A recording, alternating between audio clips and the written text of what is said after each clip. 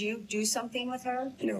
Did you kidnap her? No. Did you assault her? I did not. Did you murder her? I did not. Did you murder her? I did not. Mi se pare mie sau în momentul în care a fost întrebat dacă a omorât-o, a spus nu, dar a dat din cap că da.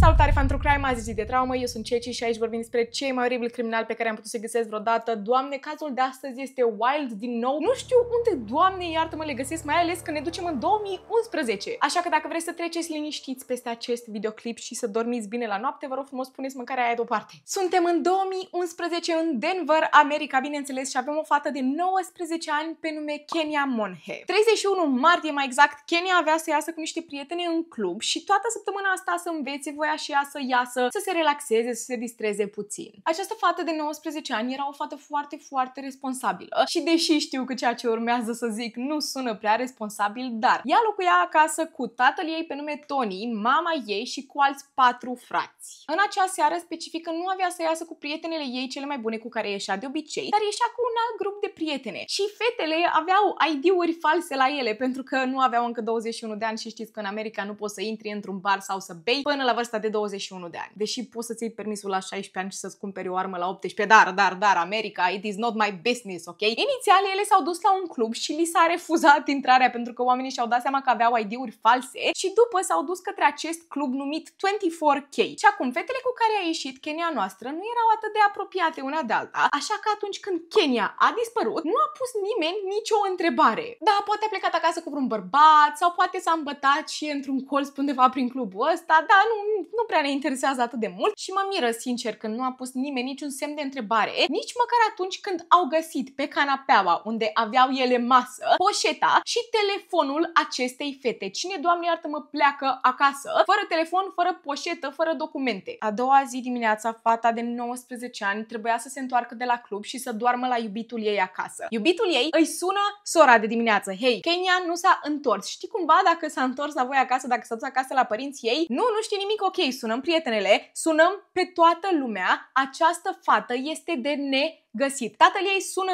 imediat la poliție, doar că avem o mică mare problemă. Și mi se pare foarte stupidă chestia asta, dar în Colorado trebuie să aștepți 72 de ore să dai un adult dispărut, iar Kenya, 19 ani, este considerată un adult. Trecuseră doar 12 ore și ok, nu putem să așteptăm. Tatăl ei, Tony, era extraordinar de panicat. Deja presimțea că ceva s-a întâmplat cu fiica lui. A recuperat telefonul de la prietenele ei și a început să se uite prin mesaje. Avem mesaje de la prietene. Unde ești? Ai ajuns acasă? Te caută toată lumea. Și dă de un mesaj destul de suspect. Mesajul suna în felul următor. Hei, sunt Travis, cel care te-a dus acasă aseară cu duba aia dubioasă. Ai ajuns acasă teafără? Ok, știe cineva cine este Travis? Cunoaște cineva un Travis? Nu? Ok. Tony îl sună înapoi pe Travis. Sună o dată, sună de 2 ori, sună de 3 ori, l-a sunat de 25 de ori în 24 de ore, nici un răspuns. 48 de ore mai târziu, efectiv 2 zile de la dispariția acestei fete, sună telefonul. E Travis. Povestea stă în felul următor. Eram pe lângă club și am văzut-o pe Kenya cum iese dezorientată din acest club. Eu eram în mașina mea de la muncă și am oferit să o duc acasă. A acceptat, a urcat în mașină, ne-am luat la vorbă și m-a rugat foarte frumos să opresc la benzinărie ca să își cumpere un pachet de țigări. Când ajung acolo, Kenya coboară și vede un alt bărbat la benzinărie care fumează o țigară. Se duce către el, îl salută de parcă se cunosc de o viață și încep să vorbească spaniolă împreună. Am întrebat-o pe această fată, hei, e prietenul tău? Iar ea mi-a spus, da, el e Dan, e prietenul meu din copilărie, ne cunoaștem. Știi ceva? Eu cred că o să mă duc acasă cu Dan și tu poți să pleci. Mulțumesc frumos că m-ai adus până aici. Și atât a fost această conversație între Tony și Travis. Travis părea foarte supărat, foarte trist. A zis că da, poate trebuia să o duc acasă până la final, nu trebuia să o las să plece cu Dan. Sigur i-a făcut ceva. De 48 de ore fata asta nu s-a întors înapoi acasă. Tony încearcă să proceseze această poveste pentru că nu sună a fiica lui de 19 ani, care este foarte, foarte responsabilă. Îl sună înapoi pe Travis. Hei Travis, te rog eu frumos, vrei să-mi zici și mie unde este această benzinărie? Trebuie să fac ceva. Poliția nu mă ajută în punctul ăsta, încă nu au trecut 72 de ore, te rog. Iar Travis îi spune, știi ceva? Hai să ne întâlnim la această benzinărie, că îți arăt eu ce s-a întâmplat și îți povestesc eu, ne vedem față în față. Ăla a fost punctul în care Tony deja începea să îl suspecteze pe Travis. Omul ăsta suna destul de ciudat, iar povestea lui nu era deloc plauzibilă. Ce face Tony? Se duce, își ia arma din dormitor și o pune în buzunar, iar soția lui îl imploră să nu se ducă către benzinărie. Nu, ceva se va întâmpla, ceva este de rău. Presimțim că ceva nu este ok. Însă Tony voia să se ducă să găsească răspunsuri. Se duce către benzinărie, soția lui rămâne acasă și speriată sună la poliție. Hei, știți, soțul meu vrea să ducă la benzinărie, crede că se întâlnește cu răpitorul fiicei noastre. Vă rog frumos, duceți-vă acolo. La benzinărie îl avem pe Tony, îl avem pe Travis și mașinile de poliție, dar autoritățile nu înțeleg ce se întâmplă. Ei încă nu știu că aici este vorba despre un posibil răpitor și tatăl victimei care este extraordinar de nervos. Din fericire nu s-a întâmplat nimic la acea benzinărie, iar Travis și-a cerut din nou scuze. Ok, îmi pare foarte, foarte rău, lasă că o vom găsi. O vom găsi pe Kenya, cu siguranță este ok.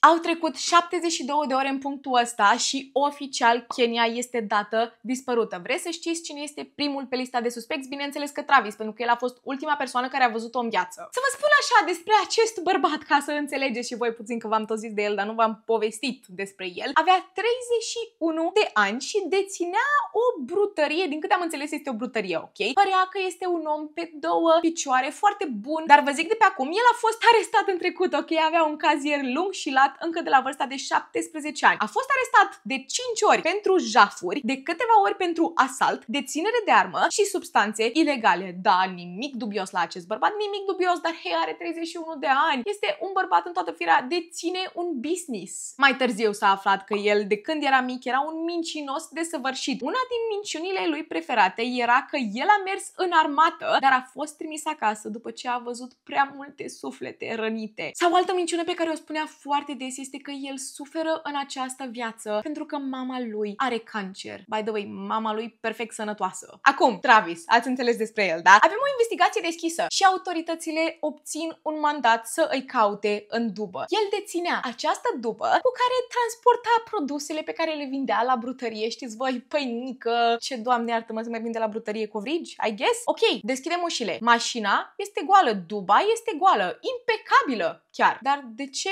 miroase a clor? Nu transportă pâine în duba asta? Și am și eu o întrebare așa ca side note, ok, ca paranteză. Cine, doamne iartă-mă, merge cu duba de la muncă la club? Ascultăm și nu judecăm. Investigația este în toi, bineînțeles, să încercăm să găsim înregistrări de la camerele de supraveghere din preajmă și tot ceea ce găsesc autoritățile este o înregistrare cu Kenya, care este în fața unui bloc și vorbește cu un om care este random pe stradă și pare intoxicată, nu beată, de parcă cineva i-ar fi pus ceva în băutură. Tot ceea ce s-a mai văzut pe acele camere era că fata noastră a plecat singură de acolo. Următoarea zi de la investigație, autoritățile primesc un apel telefonic de la o femeie. Ea era cea care deținea clădirea în care se afla brutăria lui Travis. Avea înregistrările de la camerele de supraveghere din seara în care Kenya a dispărut, iar la 3 dimineața Travis intră în birou și pe mâini are mănuși de curățenie și scoate din priză camera de supraveghere. El nu prea cred că s-a gândit neapărat că nu poate să le scoată pe toate, trebuie să le scoată efectiv separat și a scos-o doar pe cea din birou. După care se duce în camera unde se prepară produsele de brutărie și acolo este un mare congelator pe care nu îl folosește mai niciodată pentru că tot ceea ce vinde acolo este fresh. Travis al nostru apare în aceste imagini cum are o ladă frigorifică imensă de parcă ar încăpea un corp acolo și este cărată pe acest cărucior, este pe roți pentru că nu poate să o care singur și o bagă în congelator. Congelatorul pe care nu prea îl folosește niciodată. Ce ai acolo? Ce e în acea ladă frigorifică? Autoritățile ajung la brutărie, deschid congelatorul și ce găsesc înăuntru? Nimic. Nu găsesc absolut nimic. Lada frigorifică este de negăsit. Se uită în jur, ok, se uită peste tot și încearcă să găsească ceva indicii. Ajung în spatele brutăriei și acolo este un butoi de fier. Înăuntru pare că ceva a fost proaspăt ars. Avem un fermoar de la o bluză, avem un inel, dar totuși nu putem să demonstrăm nimic, nu putem să aruncăm vina pe absolut nimeni, pentru că nu avem nicio probă ADN, nu avem niciun indiciu că Kenya ar fi fost pusă acolo. Travis este adus la audieri. V-am spus, am dus-o la benzinărie, am lăsat-o acolo și a plecat cu acest bărbat. Ok, te lăsăm să pleci, Travis, te lăsăm să pleci pentru că nu avem cum să te ținem aici, nu avem nicio dovadă împotriva ta, dar înainte să pleci trebuie să dai niște probe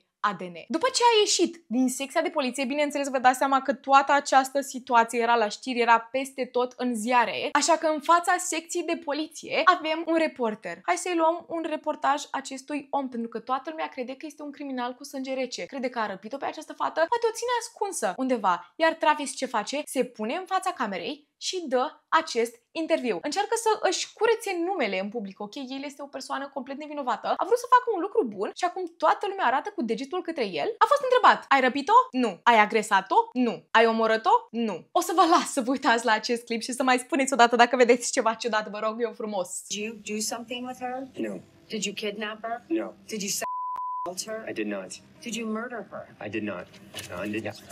Did you murder her? I did not. Când a fost întrebat dacă a omorât-o pe această fată, a spus că nu, dar a dat din cap că da. Voia să-și curețe imaginea la televizor, Travis a început să plângă. Este foarte stresant pentru mine. Ok, este foarte stresant. Sunt pusă în această situație, eu doar am vrut să o ajut. Este vina ei că eu acum sunt văzut ca un criminal. Au trecut 2 săptămâni de la dispariția acestei fete. Autoritățile îl cheamă pe Travis înapoi la secție ca să facă un test poligraf. Ok, ne ducem și luăm pe Travis, să-l aducem la secție de poliție. Unde e Travis? Travis nu mai este. Omul nostru era în Texas. S-a dus, voia să fugă către Mexic, dar autoritățile îl găsesc. Hei, zici că ești nevinovat?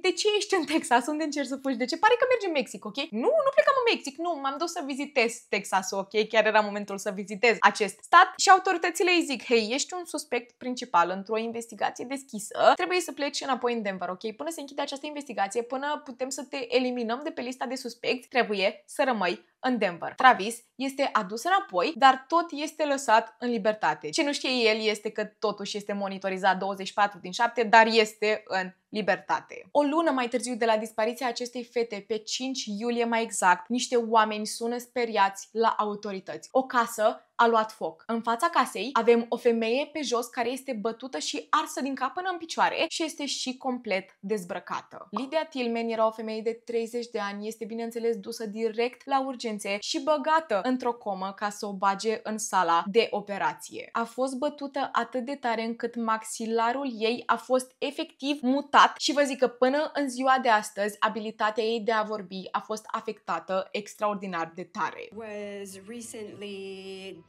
diagnosed with cancer. Avea încheietura nu distrusă, efectiv era bucățele, avea mai multe coaste rupte și când a venit sora ei să o vadă la spital, nici măcar nu a putut-o recunoaște. Ea a fost identificată prin amprente. Acum, Lydia este în sala de operație și haideți să vedem ce s-a întâmplat cu ea, de ce a ajuns în halul ăsta. S-a constatat mai târziu că persoana care a torturat-o pe această femeie a și profitat de corpul ei. Acum, până iese Lydia din sala de operație, hai să vedem ce, Doamne iartă-mă, s-a întâmplat. Practic, fata noastră a venit acasă de la un show de artificii, pentru că o zi înainte a fost 4 iulie. 4 iulie, sărbătoare foarte mare în America. Da, artificii, show-uri peste tot. Ea a fost bătută, a fost agresată intim într-un mod brutal, după care lăsată pe jos. A fost îmbibată în clor, casa la fel, după care atacatorul i-a dat foc. Femeia noastră a reușit să se ridice în picioare și s-a aruncat de la etajul 2 să se salveze. Oare avem vreun indiciu, vreo mostră ADN pe undeva? În casă nu găsim absolut nimic pentru că casa era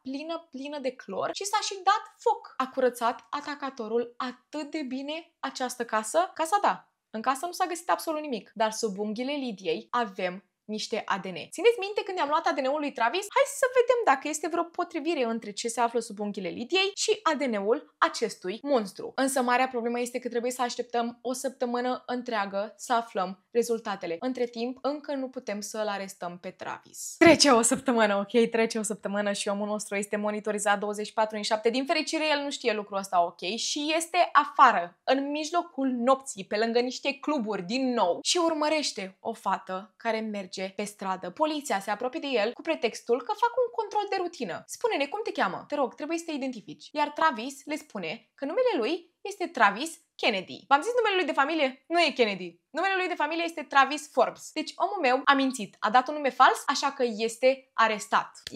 Ei, este arestat. Marea problemă este că atunci când ești arestat pe o chestie atât de mititică, trebuie să fii eliberat după 24 de ore. Să vedem dacă îi se dă o amendă, dacă îi se dă o avertizare, pentru că asta nu este o mare infracțiune, da? Oamenii mei stau cu sufletul la gură pentru că detectivii, investigatorii care erau implicați în acest caz voiau să-l aresteze pe omul ăsta. Erau siguri 100% că omul ăsta este vinovat pentru absolut tot. Este vinovat pentru ce s-a întâmplat cu Kenya, este vinovat pentru ce s-a întâmplat cu Lydia. Însă Lydia este încă în comă. Lydia se luptă să supraviețuiască. Trebuie să găsim un motiv. Așteptăm aceste rezultate de la potrivirile ADN. Așteptăm. Omul este după gratii, dar trebuie să fie eliberat la 10:30 dimineața. Este 5 dimineața, este 6 dimineața, 7, 8 dimineața. Am primit rezultatele de la potrivirile ADN. Este o potrivire perfectă. Acum, în sfârșit, am arestat acest psihopat de-a binelea și nu poate să iasă de acolo pentru că este căutat pentru ucidere de gradul 1 și pentru tentativă de omor. Marea problemă este că acum îl putem găsi vinovat pentru ce a făcut Lydiei, însă familia Kenyei voia să îi găsească corpul, voiau să o îngroape așa cum trebuie făcut. Și oamenii mei s-au dus la autorități, s-au dus la detectivi. Tony, tatăl ei, i-a spus acestui detectiv: hei, nu mă interesează ce faceți, faceți un acord cu el, faceți o înțelegere cu el, chiar dacă primește mai puțini ani în închisoare, măcar să îmi spună unde se află trupul fiicei mele. Travis, într-un final, este de acord să recunoască ce a făcut și să îi ducă la trupul acestei fete, cu singura condiție să nu fie etichetat și să nu fie căutat pentru că este un prădător sexual.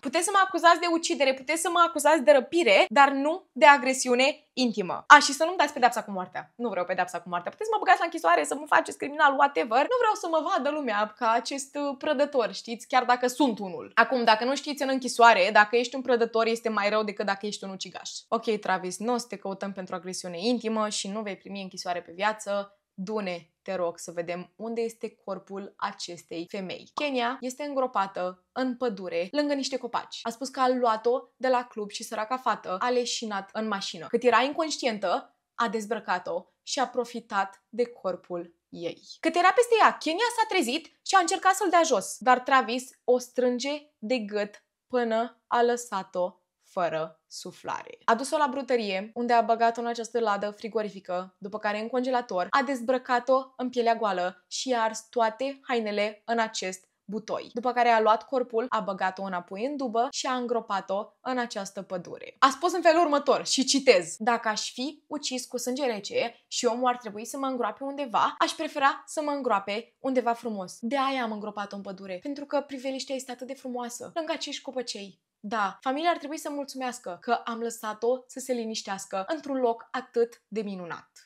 Da, Travis, Doamne, ce suflet bun ai, nu pot să cred. Chiar ai făcut asta pentru familie? Chiar ai făcut...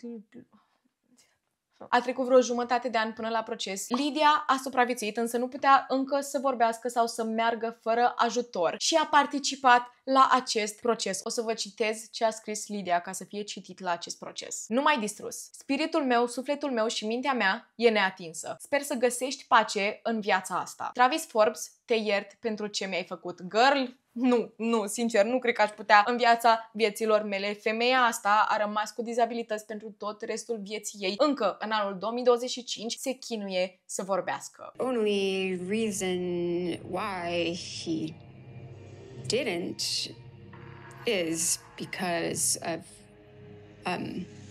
my strength and will. Are sufletul împăcat și, sincer, sunt foarte, foarte fericită pentru ea. Din câte am înțeles, încă continuă să vorbească în public despre ceea ce i s-a întâmplat și încearcă să ajute victime din situații de genul. Și pe lângă lucrul ăsta este instructoare de yoga. Travis a primit închisoare pe viață fără posibilitatea de eliberare condiționată plus 48 de ani pentru tentativă de omor. Astăzi are 45 de ani și încă se află după gratii. Mă miră foarte tare că nu am auzit despre cazul ăsta până azi dimineață. Efectiv, mi-a apărut pe For You de la YouTube într-un colț acolo și a rămas ceva de genul what? Adică cum să-mi spui tu mie că eu am făcut un lucru bun pentru familie, dar am îngropat-o între niște copăcei, da, foarte frumos, dar cu câteva ore înainte ai băgat-o într-o ladă frigorifică și băgată în congelator ca să te duci să-i arzi hainele și după să... Nu, make it make sense, omul ăsta este într-adevăr un psihopat. Eu am fost Ceci, acesta a fost cazul Kenyei Monhe, iar până trauma viitoare, stay safe. Mor de foame și cum, Doamne iartă-mă, să mănânc în astfel de condiții? Cum să mănânc în astfel de condiții? Asta este întrebarea. Așa că dacă vreți să supraviețuiți acest... Nu pot zic cuvântul ăsta. Trebuie să-mi dau jos șosetele pentru că mi-e cald. I don't get this. Nu este... Băga mi-aș... Nu mi-e cuvintele, fratele meu. Băga mi-aș... Mă las în jur, îmi bag. Chiar dacă primește mai puțin bani în închisoare... Mai puțin bani. Hai că primește bani în închisoare.